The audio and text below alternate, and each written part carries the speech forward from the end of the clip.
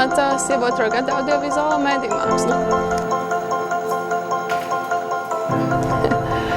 Manuprāt, pats grūtākais bija tikt pār tam 1. gadam, jo 1. gads, man liekas, visās augstskolas, cik es esmu dzirdējis, ir uztaisīts tāds ļoti nepatīkams studentiem tieši, un tāds, kurš ir visgarlaicīgākais un kas liek apšaubīt savu izvēli. Bet tagad jau krietni labāk un ir vairāk tādu praktisku un arvien labāk priekšmeti un pasniedzēji, un tas arī man šobrīd patīk, un es arī centīšos palikt pie tā, kad man patīk un arī pabeigt tomēr šo skolu.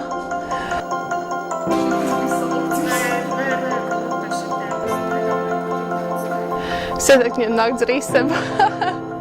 Bet, ja tā nopietni, tad es viņiem ieteiktu droši mēģināt un mēģināt visādas lietas, kas viņiem patīk, nepatīk, ko viņiem gribās, negribās, un neklausīties, teiksim, to, ko vecāki vai skolotāji saka, tu būsi matemātiķis, tad tev jāiet kaut kāda matemātika, bet redz, man viss padevās, bet es esmu kaut kādā pilnīgā citā pasaulē, nekā man skolotāji bija domājuši, tāpēc vienkārši paļauties tikai uz sevi.